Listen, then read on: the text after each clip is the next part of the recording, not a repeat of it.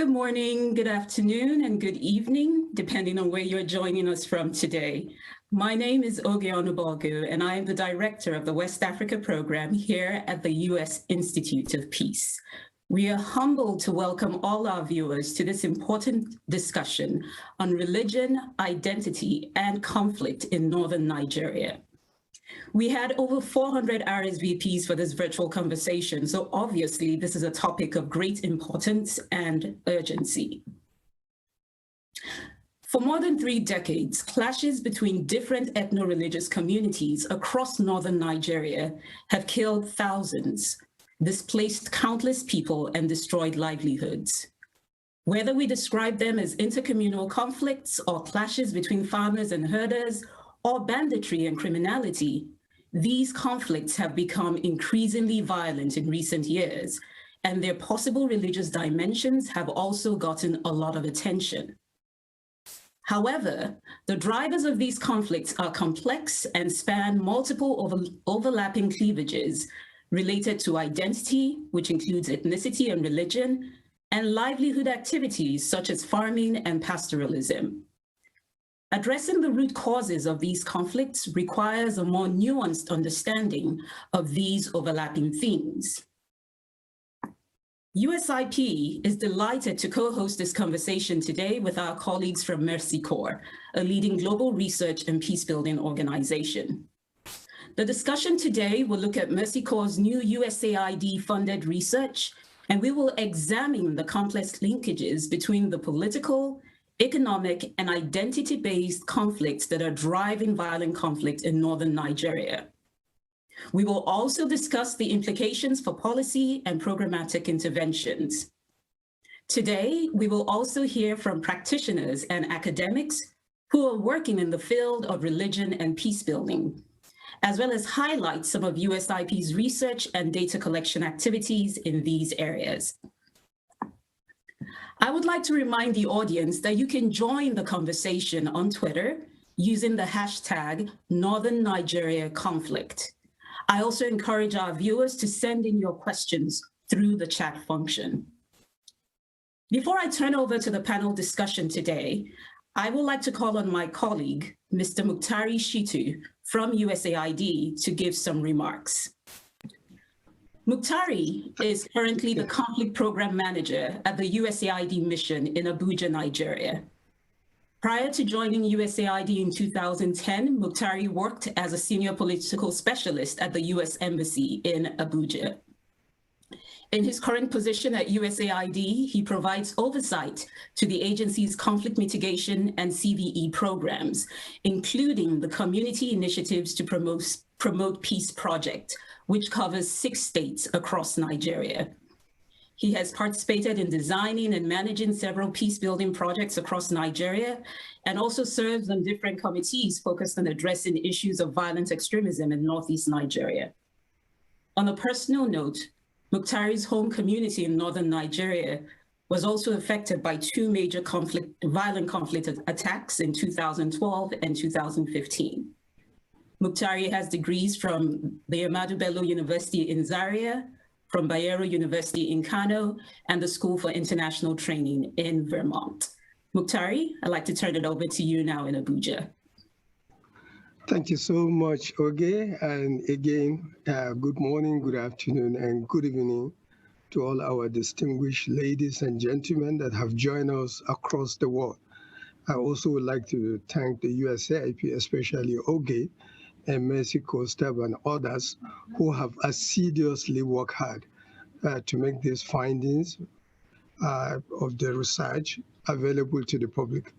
So as Oge mentioned, my name is Muktari Shitu, and I work with the Peace and Democratic Governance Office under the United States Agency for International Development in Abuja, Nigeria. And I also provide an oversight function to the CIPP project, which conducted this research. So the question is, why this research? And this is the fundamental question that the research will try to answer. Thank you for your background, Oge, but looking at the recent intensity of violence in Nigeria is deeply concerning and sad, not only to all of us, ordinary Nigerian peace-building practitioners, religious leaders, human rights activists, researchers, and others.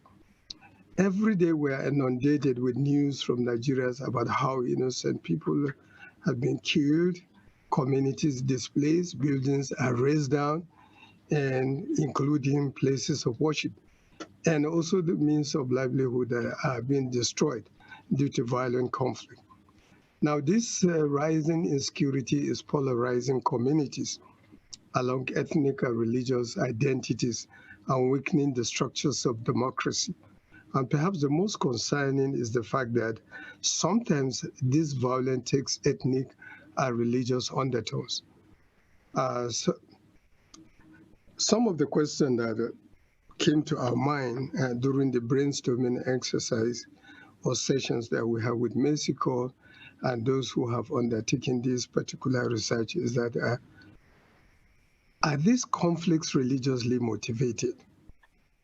Or are they driven by economic or political or social factors, as earlier mentioned by Oge? Or are they motivated by the context or contestation over resources, such as land and water point, as manifested sometimes between farmers and pastoralists? Or are there some underlying drivers of this conflict that are directly or indirectly exacerbating the myriad of conflicts, or if I may say at the end, the combination of these factors responsible for this intensity in violence? So these are some of the questions that hopefully will provide these answers from the research. But as a learning organization, USAID supported Mercy Corps to conduct this research to better understand the causes or drivers of this conflict. Empirical data equips us with knowledge about trends, dynamics, and actors that are involved in the conflict to help us understand, but also to help us in designing new programs or make adjustments to the current ones. It also helps to be accountable to the taxpayers, what we're doing, just to ensure that we're doing the right thing. Like one of the UICP's instructors said in one of the courses that I attended, without data, we are just guessing. And data helps us to watch the road before we cross it. So this research is about making sure we watch the road before we cross it. The research findings today may not be able to answer all the questions that we have, but certainly will provide us with the much needed trusted information. And it can open up to several other areas that other researchers can actually interrogate or find more data about it. So on behalf of USAID, I would like you for your participation, and I look forward to a robust and engaging conversation around this. And thank you. Thank you very much, Muktari. So now I'm going to turn it over to our colleagues from Mercy Corps for the presentation. So I will call on Emmanuel Obudu, who is the Monitoring, Evaluation, and Learning Manager for the USAID-supported community initiatives to promote peace project at Mercy Corps in Nigeria. Over the last 10 years, Emmanuel has been providing leadership in setting up M&E systems and in improving program performance through monitoring, evaluation, and learning across several donor-funded projects at Mercy Corps and other international organizations. He is a certified project manager with degrees in psychology. Also joining Emmanuel for this presentation will be Dr. Ryan Sheely. Ryan is the Director of Research in Conflict and Governance at Mercy Corps. His research is focused on using mixed methods to design and evaluate programs focused on civic engagement and building effective, accountable states. His academic research has been published in several journals, including World Development, Comparative Political Studies, and Social Science Quarterly. Prior to joining Mercy Corps, Ryan spent 10 years on the faculty at Harvard's Kennedy School of Government, and he also holds a PhD in political science from Yale University. So Emmanuel and Ryan, I'll turn it over to you for the presentation. Thanks so much. So what Emmanuel and I are going to present today are a set of the key findings and implications from a recent Mercy Corps report titled Fear of the Unknown, which Emmanuel co-authored with our colleague Adam Lichtenheld. As Oge and Mukhtari mentioned, this study was motivated by recent trends in intercommunal conflict in northern Nigeria, which have become increasingly violent. In recent years, commentators have increasingly highlighted the religious dimensions of intercommunal conflict, suggesting that this violence is motivated by hatred and discrimination across religious lines. Other commentators have de-emphasized the role of religion and instead characterized these conflicts as a consequence of increased banditry and growing resource competition. To help fill the evidence gaps at the heart of these debates, we posed 3 core research questions. First, what are the main drivers and motivations for violence in North Central and Northwest Nigeria? Second, what are the specific processes by which religious actors, identities, and institutions catalyze violent conflict? And third, what mechanisms have communities used to prevent violence and mitigate religious tensions? I'll now hand it over to Emmanuel to provide an overview of how we conducted this research and what we found. Thank you very much, Ryan. I'll go ahead with how we undertake the research. To answer these research questions, we drew on multitude of quantitative and qualitative data sources, and to examine broad patterns and trends in violence, we analyzed different sources of violent event data in 12 states in North Central and also Northwest Nigeria over the past 10 years. We complemented this analysis of violent event data with 2 phases of field research, which are conducted in Kaduna and Kano states. And the first phase used 165 in-depth interviews with key informants and local community members in both states to capture qualitative insights and the conflict dynamics, the processes and pathways to violence. And also the second phase of the field research, we used a survey of 750 residents in 15 communities across the 2 states, that is Kano and Kaduna, and to quantitatively evaluate the factors that are associated with individual support for and the willingness to participate in violence. So what did we learn from the research? In this presentation, we want to highlight 4 key findings from our reports.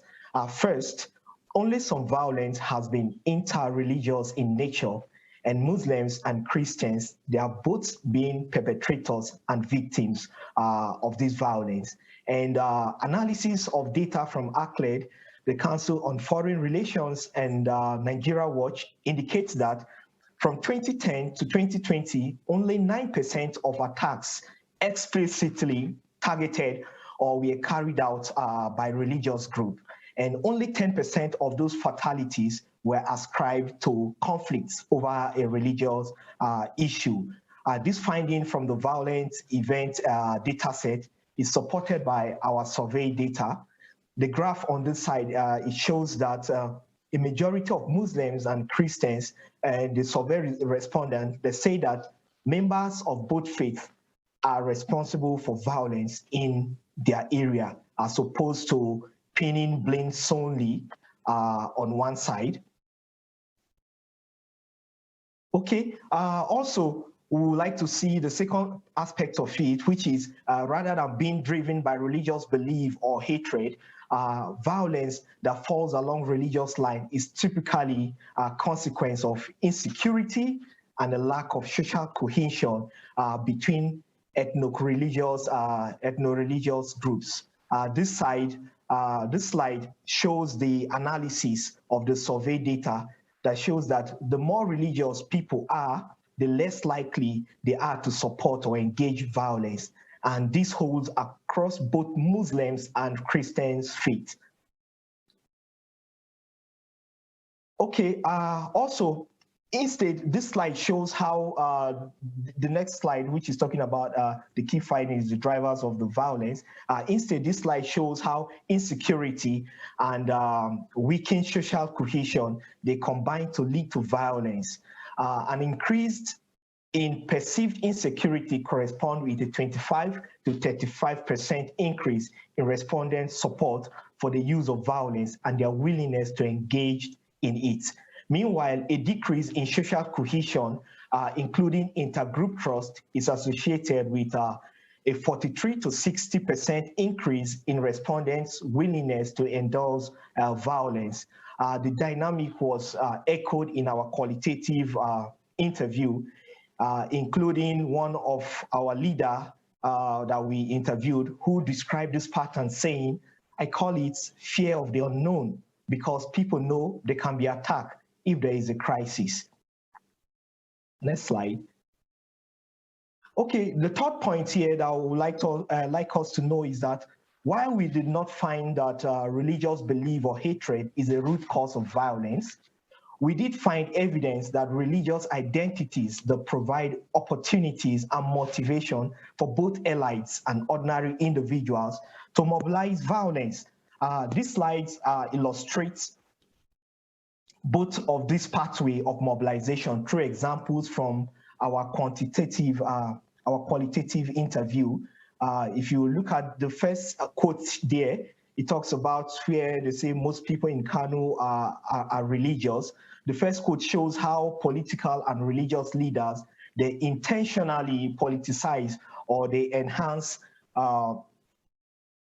or they decide to enhance the salience of religious identity to spur people to action, particularly around elections, which create windows of vulnerability by raising the potential for shift in power between groups. So the second quote also, if we look at it, it shows how members of the public make solidarity claims to co-ethnic or co-religionists to garner support in a quarrel, which can allow interpersonal dispute to escalate into conflicts between identity groups.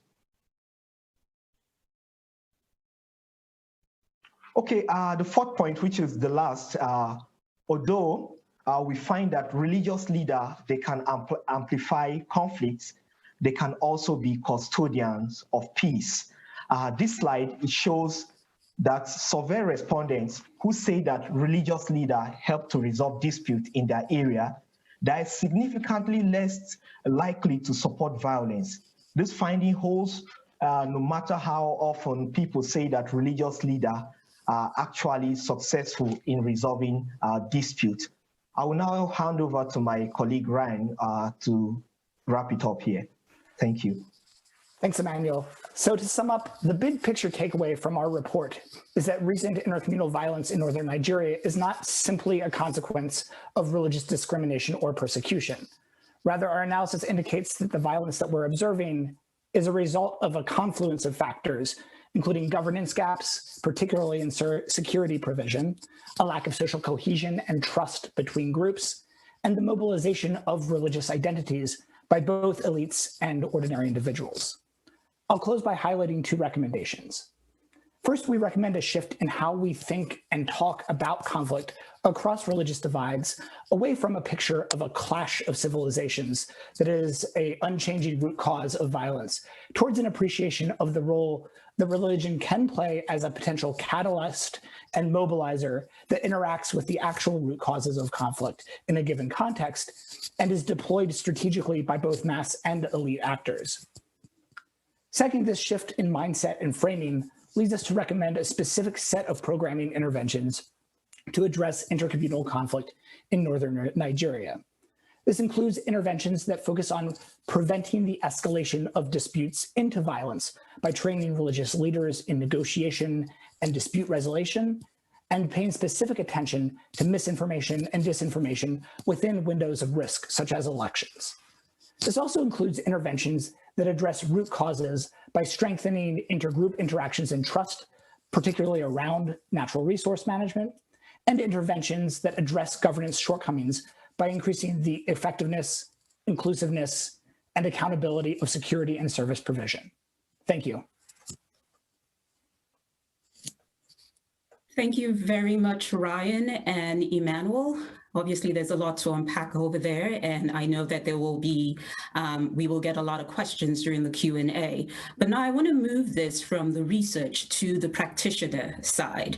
And I want to call on Kaltumi Abdulaziz. Kaltumi is the program officer at the Interfaith Mediation Center, IMC, based in Kaduna, Nigeria. Over at the IMC, Kaltumi oversees peace-building programs in 6 states across northern Nigeria and the Middle Belt. Kaltumi is often described as a youth leader, a gender activist, and a peace advocate. She has served as a resource person on these issues within Nigeria and across Africa, including in Ethiopia, Senegal, Egypt, and Mauritius. Kaltumi is also a member of USIP's Nigerian Network of Facilitators, NNF, which is a group of professional peace mediators trained by USIP to resolve local conflicts in their communities through nonviolent means. Kaltumi also participated in a recent USIP data collection exercise to help understand the drivers of conflict in the Middle Belt and Northwest Nigeria. She has degrees from the University of Abuja in Nigeria. So Kaltumi, as a practitioner who works on these complex issues across northern Nigeria, how has evidence helped to inform your work?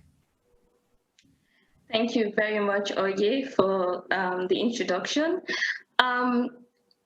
The insecurity in Nigeria, a lot of people believe has a multifarious and a multidimensional relationship with, interreligious and ethno relationship to, historical trajectories, bureaucratic terrorism, and political quagmire. However, permit me to share a practical experience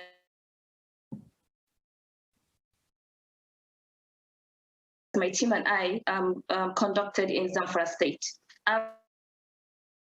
Activity and conflict transformation. Oftentimes a lot of civil society organizations, make assumptions of certain issues and also certain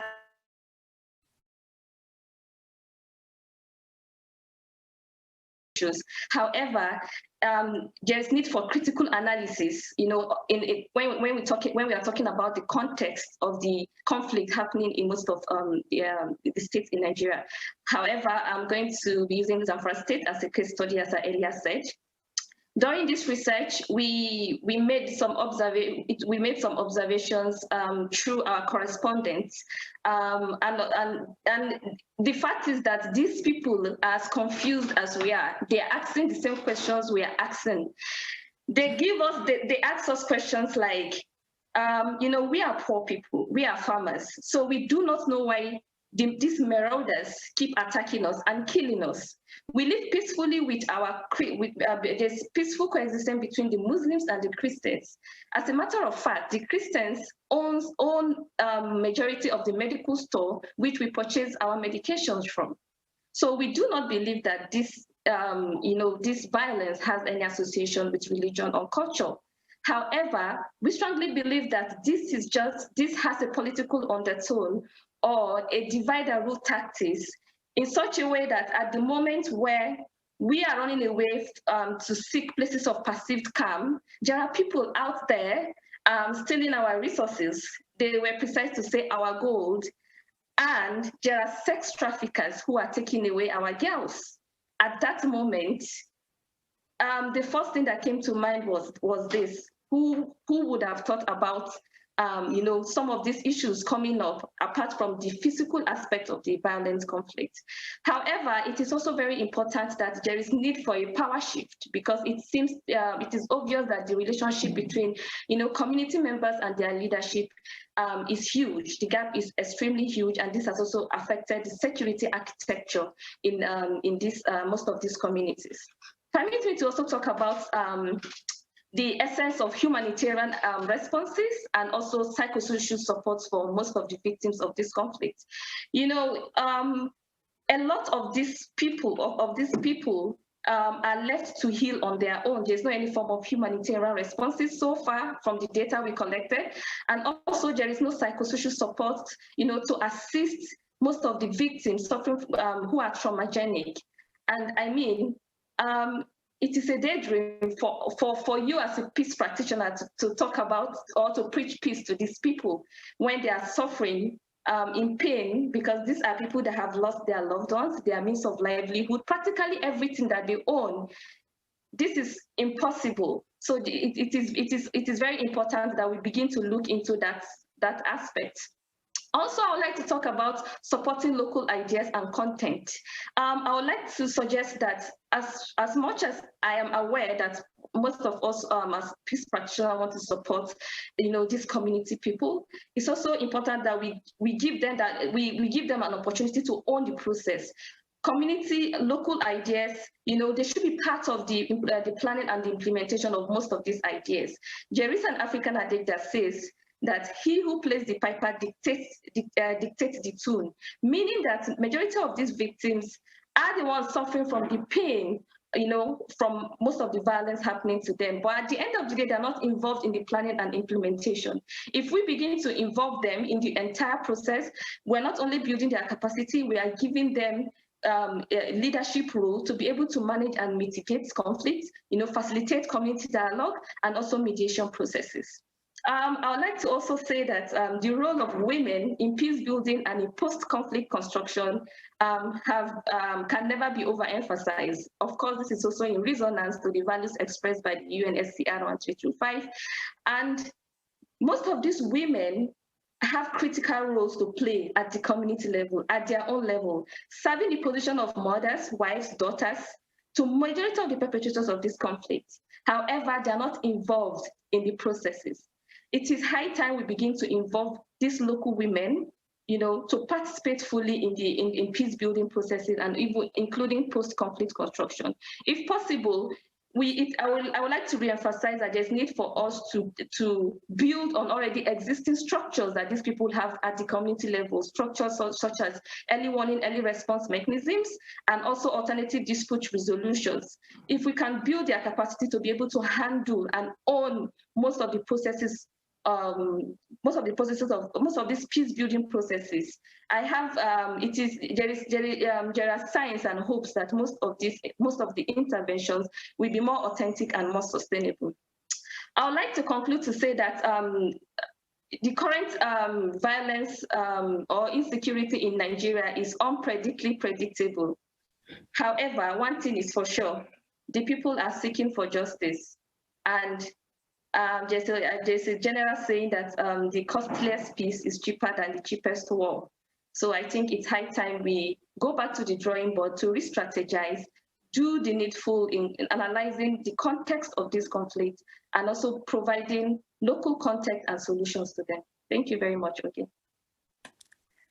Thank you so much, Kaltumi. I think really highlighting the importance of understanding local context and inclusion. So I'd like us to move slightly out of the Nigerian context now and explore the general theme of religion and conflict, or religion and peace building. And I want to call on my colleague from USIP, Dr. Jason Klochek, who is a senior researcher with USIP's Religion and Inclusive Societies program. He is also an assistant professor at the University of Nottingham School of Politics and International Relations, and a faculty affiliate of the University of Notre Dame Center for the Study of Religion and Society. His research and teaching investigates political violence and repression, with particular attention to the relationship between religion and conflict. His work has been published in several journals, and in several journals, including the Journal for the Scientific Study of Religion, and on many media outlets, including the Washington Post and NBC News Think. Dr. Klochek has degrees from the University of California in Berkeley and Georgetown University. So Jason, as we've heard from the presentation today, religion plays a complex role in conflicts, serving as both an inspiration for violence and as a powerful force for peace. Given your work on religion and peace building, what can we learn from other settings that could be relevant to understanding the complexity of conflict in northern Nigeria? Jason? Thank you so much, Oge. It's a privilege to be part of the panel and tackle some of these challenging questions you've just posed. I will start by saying I especially appreciate the opportunity to learn from and reflect on the really exceptional research conducted by Mercy Corps in partnership with USAID, as well as from peace practitioners in Nigeria. As you mentioned, my expertise lies at the intersection of religion and conflict, broadly speaking, rather than Nigeria specifically. So I thought I'd frame these concluding remarks in a way of setting the discussion in comparative perspective by posing a few questions. In particular, I want to draw attention to 4 sets of questions on religion and conflict that I find the Mercy Corps research inviting us to engage with and reflect on more deeply. The first is straightforward. What does it mean to say religion is part of a conflict? In some ways, the most intriguing part of the study to me is what the researchers didn't find. That is, they don't find a strong relationship between religious belief and support for violence. And as several panelists have mentioned, that stands in stark contrast to what we often hear in the popular media, which quickly frames violence in northern Nigeria and other conflict settings as interreligious. Not just Muslims versus Christians in northern Nigeria, but Hindus versus Buddhists in Sri Lanka, Shiites versus Sunnis in Iraq, Protestants versus Roman Catholics in Northern Ireland. Subsumed in those narratives, though, are assumptions that differences in religious beliefs or identities drive violence. As a helpful counterpoint, the Mercy Corps research highlights far more earthly concerns, namely insecurity and the lack of trust driven by competition over resources. But the research does more. It also helps us move away from that rather unhelpful question of whether or not people are fighting over religion, and instead look at ways religion might shape conflict, even when not the cause. In the case of northern Nigeria, the Mercy Corps research highlights how religion is providing opportunities for political and religious leaders to mobilize support in pursuit of other goals, political, economic, or personal. And we've seen that in many other contexts. During the Yugoslav wars of the 1990s, the troubles in Northern Ireland, or more recently in Indonesia and India. Sadly, there are too many cases for us to draw lessons from. And this pattern raises a second question, namely, why does religion prove to be such a powerful mobilizing force? The main reason highlighted in our discussion today is the way it overlaps with socioeconomic and political disparities. And again, this is of course not unique to Nigeria. Similar patterns can be seen in the Philippines, for example, where poverty rates are double in the Muslim majority South than what they are in the northern region, mostly populated by Christians. Political, economic, and social inequalities also define different religious communities from Iraq to Sri Lanka to elsewhere. But I'll ask, is it just this overlap between religious identities and inequality that makes religion such a powerful organizational tool? Is there also something about the emotive pull of religion, charismatic authority of religious leaders, and attention to other worldly goals that helps mobilize collective action? A third set of questions is inspired by the report's warning that continued religious mobilization could lead religion to play a more central role in the conflict. What would be the consequences of that? Will it lead to more lethal attacks? Or, as Muktari mentioned, will there be more attacks on places of worship or against religious leaders, which we've seen a rise in since 2015? And will the violence become more intractable once religion becomes more central rather than remaining on the periphery? Unfortunately, scholarship on religious conflict provides little reasons to be optimistic, especially on the last question. Cross-national studies and case studies document that conflicts in which religion plays a central role, even when not the cause, tend to both last longer and be more resistant to negotiated settlement than other types of conflict. A fourth and final set of questions worth considering relate to policy responses. And here I'll be purposefully provocative. Most importantly, we need to ask, how can we as external actors acknowledge and respond to religious dimensions of conflict without reinforcing and reifying those divisions? A key recommendation of the report, as Ryan mentioned, is to identify and elevate religious peacemakers. But could such engagement not also make religion more salient? And how do we do that without instrumentalizing religious leaders ourselves? Moreover, and to Kaltumi's point, how do we enlist select religious leaders without exacerbating other inequalities, including gender inequalities that cut across and within religious communities? Here I find the additional recommendation to conduct religious landscape mapping in Nigeria particularly welcome. Recent work by USIP's Religion and Inclusive Societies program points to several productive examples of how to do this. including our most recent religious landscape mapping on Iraq. That said, the task is always far easier in theory than in practice. So we need to consider both the benefits and unintended costs of religious engagement. I'll conclude by apologizing for providing more questions than answers, but then again, my remarks are inspired by what I see as the central strength of the Mercy Corps research. That is that's a call to approach conflict in northern Nigeria and elsewhere with a more nuanced understanding of the religious dimensions and robust local knowledge. Asking the wrong questions, such as does religion cause conflict or not, will not only keep those productive steps moving forward hidden from us, but it could also lead us to do more harm than good. Thank you very much. Thank you so much, Jason, for those remarks. We already have tons of questions coming in, so we're going to add your questions to that list too as well as part of the conversation. So as we sieve through the questions, I'm going to take some privilege as the moderator here and pose a question to Ryan and Emmanuel. So from your presentation and from the report, as we've discussed today, you recommend against thinking of religious animosity as a root cause of violence in northern Nigeria. Can you say some more about the evidence in your research that led you to this conclusion? Okay, thank you very much, Oge. Thanks for this question. We came to this way of thinking about religion as a catalyst or mobilizer rather than a root cause of conflict, based on the number of strong patterns in both our qualitative and the quantitative data that we collected from the field.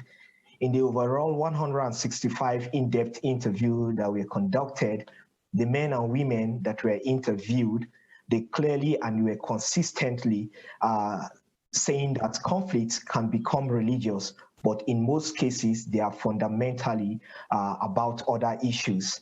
And as a business woman in Kaduna State, she put in her interview that any little spark, people will attach it to religion.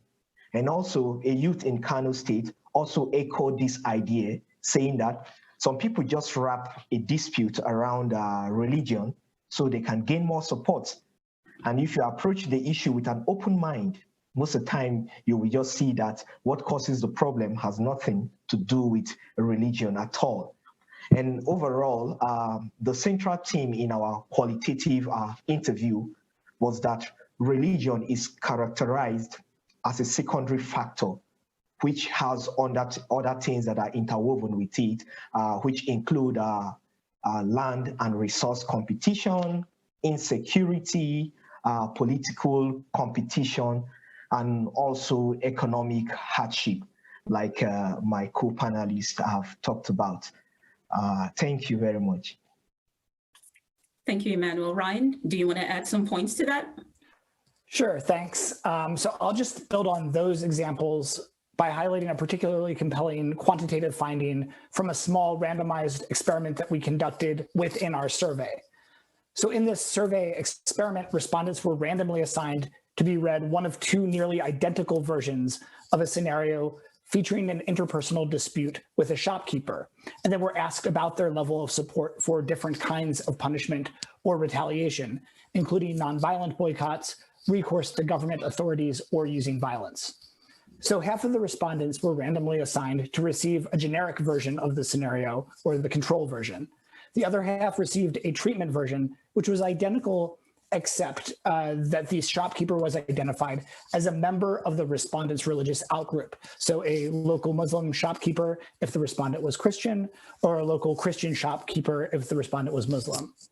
The core hypothesis behind this experiment is that if violence is driven by interreligious animosity or discrimination, then respondents who received the treatment scenario that primed religious identity should be expected to favor more severe and more violent forms of retaliation. However, what we find is that respondents are no more likely to support a harsher punishment for the shopkeeper when he is explicitly identified as a member of their religious outgroup than when his group identity is not mentioned at all. This finding is consistent across Muslim and Christian respondents. This is not meant to imply, as Emmanuel said, that religious discrimination does not exist in the region. We certainly did detect some in our interviews. And we don't mean to say that it never contributes to violence. but the evidence suggests that in general, discriminatory attitudes and behaviors are insufficient explanations for intercommunal conflict in the region, including conflict that falls along religious lines. Thank you very much, Ryan. So I will go through some of these questions, and I also want to remind our audience that you can join this conversation on Twitter using the hashtag Northern Nigeria Conflict. And I do want to apologize in advance in case we do not get to your question on here, because there are a lot of questions on here. So I want to pose the next question to Kaltumi. Kaltumi, Emmanuel, and Ryan. Kaltumi, you spoke about the data collection exercise that you carried out in Zamfara State. And that data collection exercise, by the way, was supported through the State Department Bureau for Conflict Stabilization Operations. You spoke about the importance of engaging community leaders and including members of the community in the design process. Given that community leaders, CSO actors, and local government officials can be effective agents in resolving conflicts, did you find, and I guess this will go to all three of you, in your interactions with different respondents, did you find differential patterns in the interactions of these, of elites, with elites? Thank you very much for the question again. Yes, as peace practitioner, a lot of us have the, the professional experience, of conflict analysis, peace building, skills, and etc.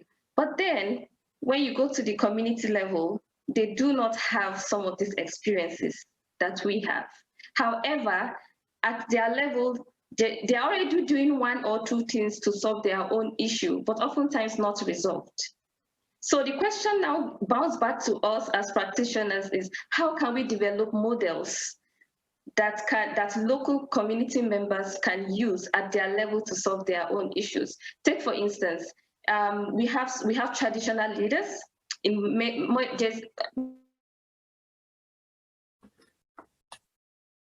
I think we've lost the connection with Kaltumi. Traditional leaders. Sorry? No, go ahead. You went off screen for a second. It's technology, new era. Okay. Go ahead. Okay. So, however, we offer.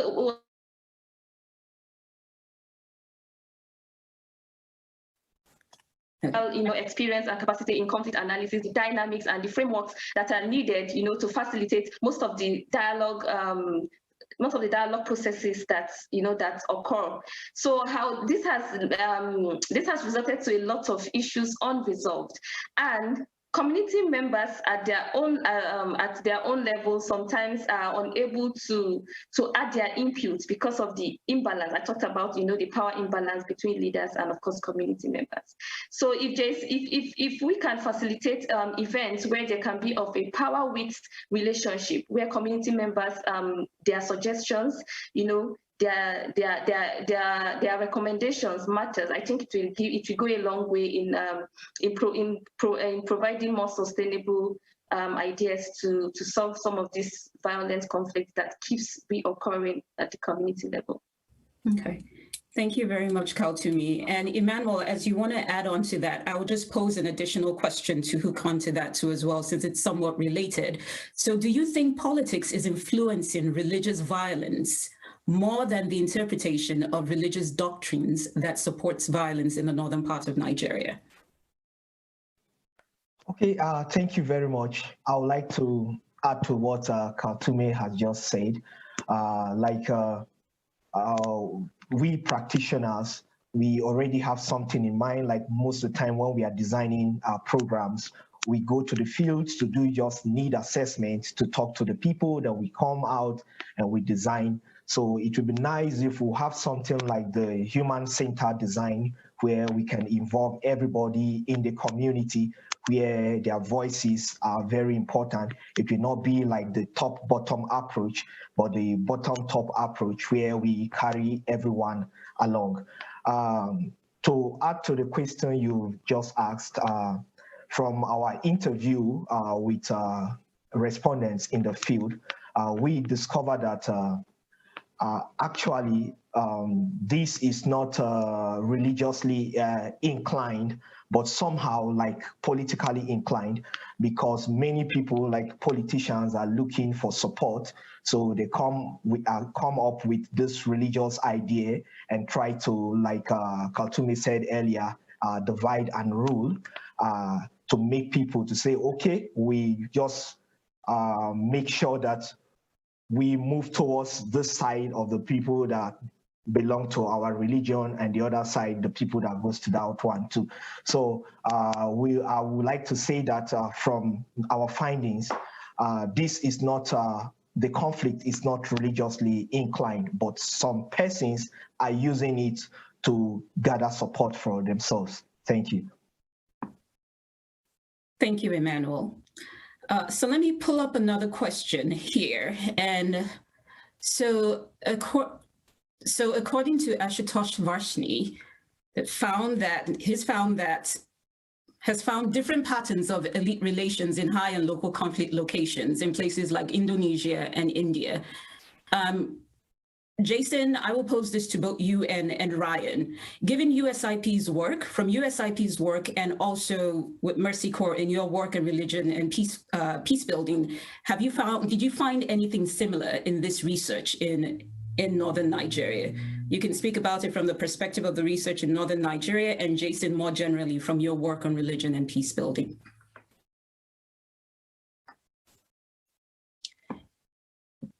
Whoever wants to start with that. Ryan, do you want to talk about northern Nigeria first, and then I'll jump in on broader sort of perspective? Let's go the opposite direction. You can start with the broad aperture, and then I'll pull in any other. Okay, great. Yeah, so those I think are examples I also had in mind as I was reading the report, that is Indonesia and India. I also kept thinking of Sudan in the 1970s.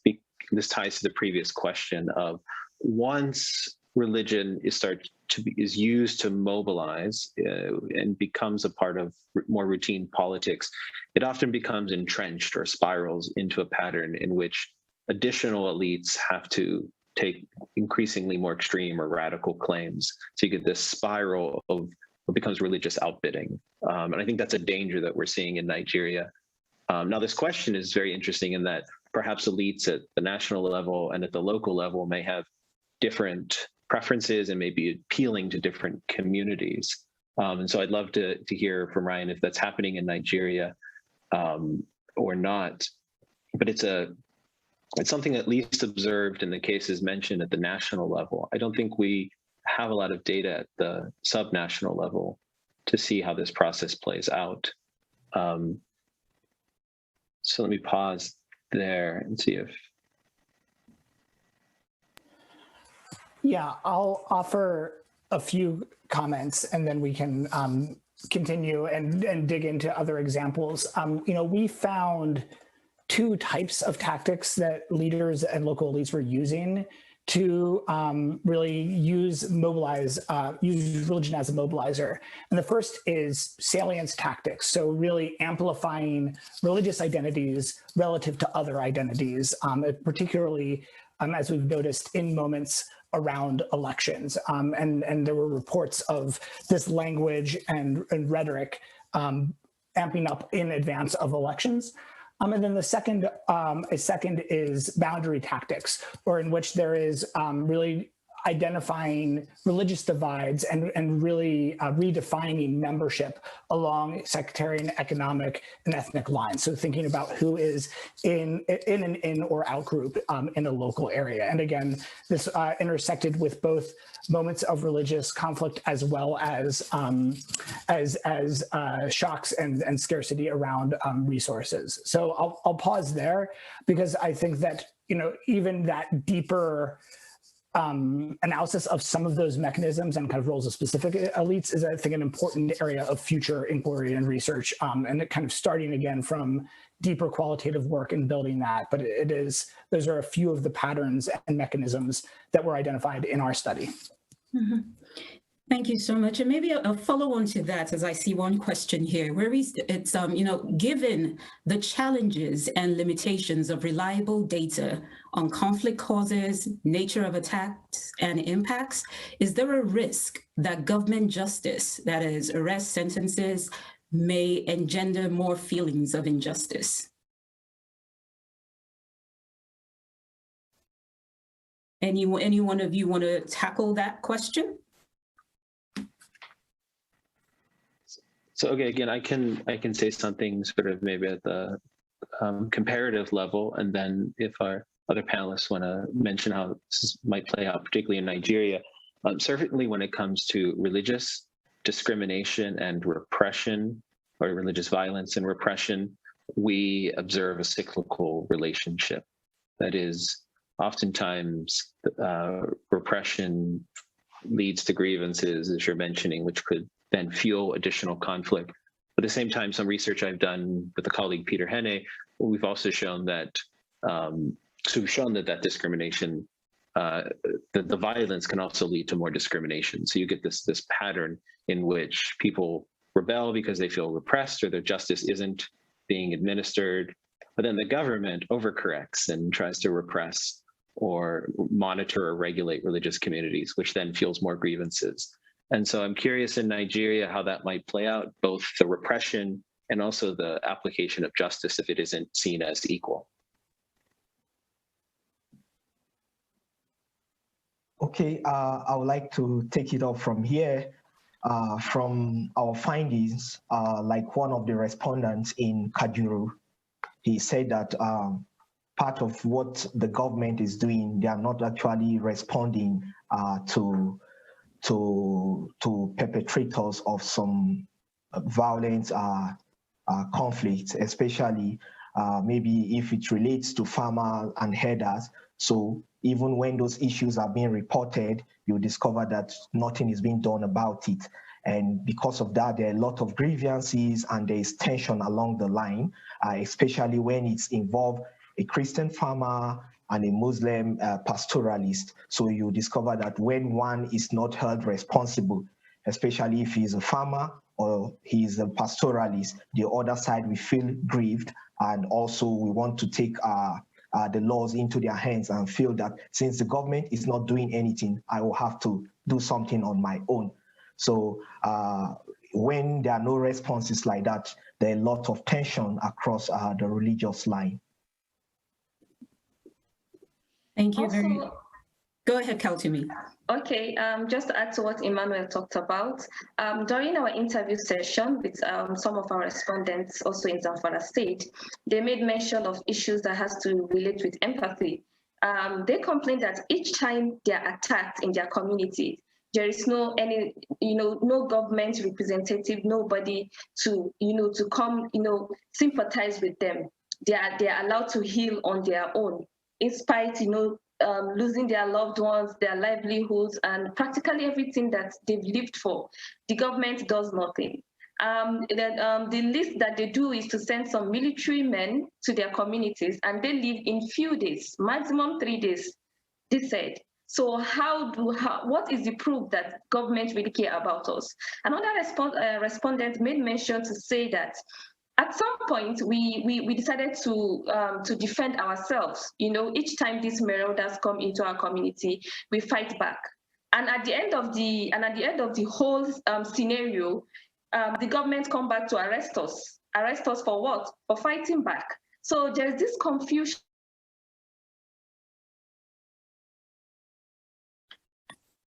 And also, a woman categorically said that because she was one of the women that was kidnapped and released afterwards, she said that these gunmen said to them, "Stop worrying. The government know about us. There's nothing you can do." Until date, she says she's trying to fathom and understand these words because it really did hit her. If they cannot depend on government security, that means there's no safe space for anybody. And of course, anyone can be a victim. Thank you very much. Thank you so much, Kaltumi. And I think along those lines, just to pull on one of the questions that I see here, how can emotional resilience, as in one's ability to adapt to stressful situations or crisis. So how can emotional resilience help in building peace reconciliation? Or can it help in building peace reconciliation? I'll come in briefly on this. I think it's tremendously important. The title of our report is Fear of the Unknown, and the theme of our research that came through both in the surveys and in the interviews is this real fear and uncertainty, which does come from an emotional and psychological place. And so having that sense of psychological safety, and as Kaltumi mentioned, really focusing on psychosocial well-being is a first step to then starting to rebuild trust and relationships within groups, right? And so trying to, just bring groups together for dialogue and trust building without addressing that real psychological toll has a risk. So these, in some of our own programming in Nigeria and in elsewhere, go hand in hand. And I'll hand it over to other colleagues to speak about other specific practical examples, but just to highlight a few thoughts there.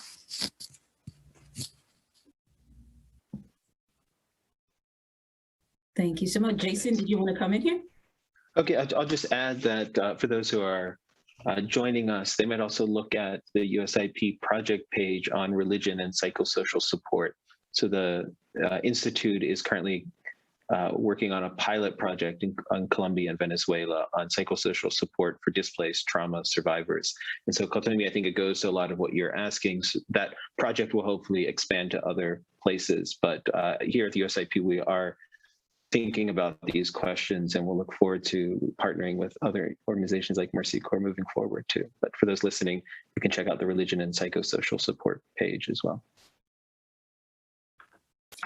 Thank you so much, Jason. And so if I could draw on that question a little bit to pick up one of the questions here, how can we ensure that international humanitarian interventions are better designed to ensure conflict sensitivity and integration of humanitarian peace and security approach in Nigeria? And this is a question that is open to anyone who wants to jump in here. Okay, like I said earlier, we'd like to look at designing the program from the grassroots level, like I talked about the human-centered design, and about the human-centered design where you carry the community stakeholders along, and they can tell you what will work for them and what will not work. Like there are some structures that are already in the community, like the early warning, early response structures, and just for us to build on those things. And like part of what we do in CIPP at Mercy Corps, we make sure that we build the capacity of the local leaders where they will be able to address local conflicts before those disputes become violent conflict. So we build their capacity also by also strengthening the local structures that is in the community. Not only that, by making sure that the early warning, early response system that the community have been using for a very long time, the capacity is being strengthened, and we make sure to see how it will function very well. So if we look at how we can design the program from the grassroots level, that is from the bottom-up approach instead of the top-bottom approach, instead of us having an idea that this is what we feel that when we take to the community is going to work, but rather we meet with the community. This is what we are thinking, and they tell us that, no, this might not work. This is how we'll go about it. And with that approach, I believe that we'll be able to tackle a lot of these issues in northern Nigeria. Thank you. Mm-hmm. Thank you very much. Kaltumi, I see you went on mute. Did you want to add anything here? Yes, I just wanted to add the commitment under the core humanitarian standard that promotes, respect and fundamental human rights of community members in places affected by crisis. I think it's very important for us as peace builders to integrate into our system and our planning feedback mechanism, from community members themselves in such a way that, they give us their suggestions, their complaints, and they feel safe and confident and transparent while doing that. I think that will help, improve our programming, strengthen relationships, trust between community members and field workers, and that will go a long way in making we as peace practitioners do more of the listening, while the community members who are, victims of most of these violent conflicts, do the talking. It's high time we give that space, we back off a little bit in our leadership position, let them lead the process by giving us most of these suggestions, for a more sustainable intervention. Thank you very much, Kaltumi. Ryan, did you want to add a few points on here as well? Sure. Yeah, just to build on this, I think it's also worth emphasizing that as we look at these types of bottom-up approaches that emphasize really genuine participation, to also create spaces for design and learning for specific groups of the community. So within the CIPP program, Emmanuel and I are actually starting to also do work on youth-led action research to center youth voices and perspectives in also identifying drivers of conflict in their communities, as well as designing solutions. And Mercy Corps does this work also in other contexts with women's groups and women-led CSO organizations. So really, in addition to thinking from the bottom up, recognizing diversity and inclusion within those that aim to really make sure there's a broad set of voices as local perspectives are elevated. Mm-hmm. Definitely. And USIP's work in Nigeria definitely employs that bottom-up, top-down approach in the way we engage with both government and civil society actors and community leaders. So there's definitely a lot of overlap here in areas for more conversation, because this conversation on religion identity in northern Nigeria, this is just the beginning. This is an ongoing conversation here. So now as we look at the international side, we want to come down to the national level as I look at a question here. And it says, is the role of the Nigerian national government more a positive or a negative, or maybe in between? More of a positive, negative, or an in-between one when it comes to the process of ethnic and religious reconciliation? And who wants to tackle this one? We would call on Kaltumi or Emmanuel, if you talk more about the role of the government when it comes to the process of ethnic and religious reconciliation. What role the government is currently playing and what role they could play. And what are the entry points and opportunities that exist for them to play these roles? Okay, let me say the government is actually trying, but we are hoping that they can put in their best. I'll start from Kaduna State. We have the Kaduna State Peace Agency, which CIPP is collaborating with. They are working on bringing on religious leaders, not only that, religious leaders, also community leaders, where we are having some of these conflicts onto the same table where they can reconcile them together. Also in Plateau State too, they have the Plateau State Peace Agency and also the interreligious commission, where they call them the NIREC, where also issues of religion and also conflict will be addressed. And so they have started the process, and I think is a snowball approach. We are hoping and believing that as the government, they are also collaborating with peace agencies and peace actors. Something good will come out of it because they alone cannot do it.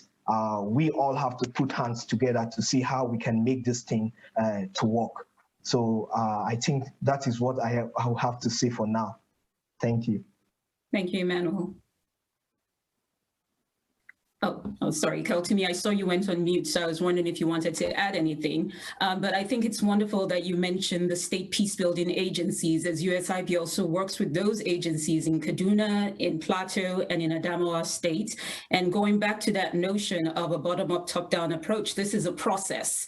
This is an ongoing process. And I think getting to a point where there is that commitment, and then starting from the point of commitment and moving forward. I think the understanding that peace is a process is one that should be driven home here. And then let me go up to a question, knowing that we do not have any climate change specialist on the panel today, but perhaps from your research, the question here is: what is the impact of climate change on pastoral-farmer relations in northern Nigeria? Did any of this come up in your research? And Kaltumi as well, in your conversations and data collection in Zamfara, was there any mention of climate change?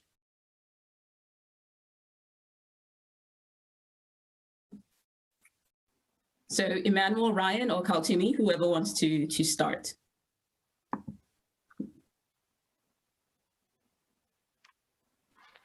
Okay. Well, okay, just go ahead, Emmanuel. Ladies first. Okay, thank you. Yeah, so basically nothing specifically came out, talking about climate change. However, community members are unable to go to their farm as usual, for cultivation and for harvest because of the insecurity that is of course bedeviling the community, and of course this has led to high prices of food, services, to mention but few. Directly or indirectly, I think having affected people be unable to actually go to the farm to do the normal activities, their daily activities, and of course their means of survival. I think it has it in one way or the other has relationship, and of course burning, because they also one of the women made mention about how their farmlands are being destroyed, by either burning. Sometimes people just come and burn their crops in the farm. So this have one way or the other also reduced production when you talk about farming system. Thank you, Kaltumi. Okay, I would like to add to that. While conducting the interview in the field, some of the respondents, they talked about the climate change, most especially that is affecting the relationship between the farmers and the herders. One of the farmer in Kajuru was talking about due to late rainfall and the migration of the pastoralists, you see that some of them, they are moving from where they used to stay and they'll be moving to another part. And while they are moving, they just encroach into their crops and destroy it. That sometimes before, the normal practice is that after their harvest, they invite the pastoralists, the herders, to come and graze on the remnants on the soil, the farm, so that they can use the waste products from their cattle as a manure for them. But this time around, because of the climate change, it's not like that again. So they tend to move earlier than the time that they used to move, maybe during the harvest period where they can come in. So it has actually affected the relationship and also causing some tension between them. Thank you so much, Emmanuel. Obviously, there's a lot to unpack there on the question of climate change. So hopefully another event on this down the road on this. So we have just a few more minutes left. And I want to go around to all our panelists and give each person less than 1 minute to give any closing remarks. Less than a minute to give any closing remarks or any thoughts that you want to leave us with. And I will go ahead and start with Jason. And I see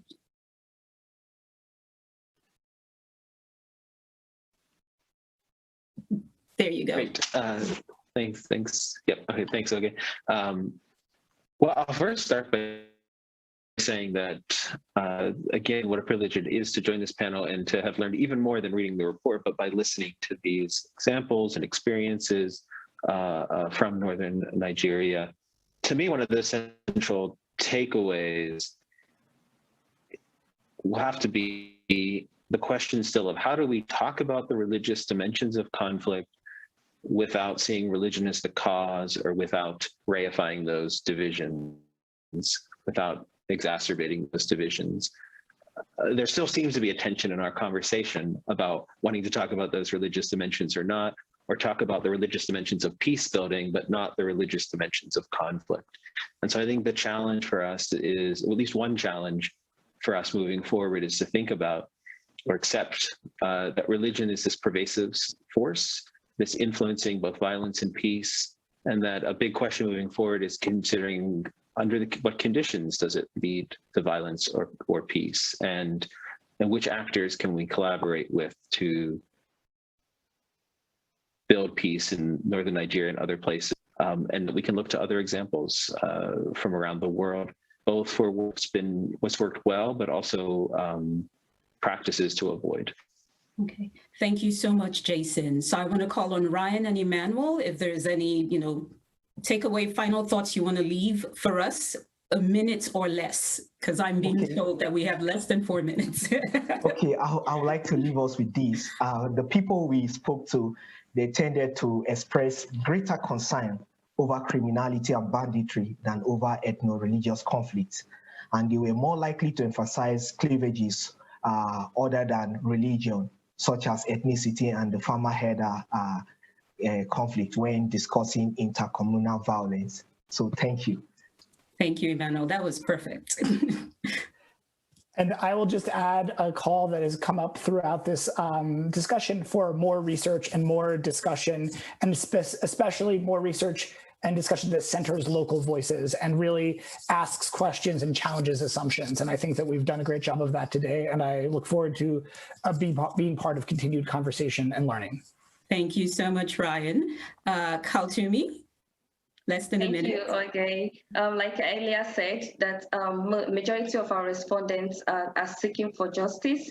I would advise that we as peace practitioners, it's high time we integrate nonviolent action to the peace building work that we do. That way we are able to, the voices of the people are heard and their needs also satisfied. Thank you very much. Thank you, Kaltumi. And Muktari, if you're still on here with us, do you want to leave us any takeaway points? I think it's just to thank all the panelists for their contribution and the participants who have joined across the world to share and to hear and to listen and to have takeaways. One of the things just before I drop off is the fact that somebody mentioned about conflict sensitivity. I think it's very important for development actors and humanitarian workers to really pay attention to integrating conflict sensitivity in the work they do on the field. Thank you. Thank you so much, Muktari, and thank you to all our panelists and all our viewers that have joined us from across the world today. Without any doubt, the research findings and our discussions today paint the complex nature of the violence in northern Nigeria.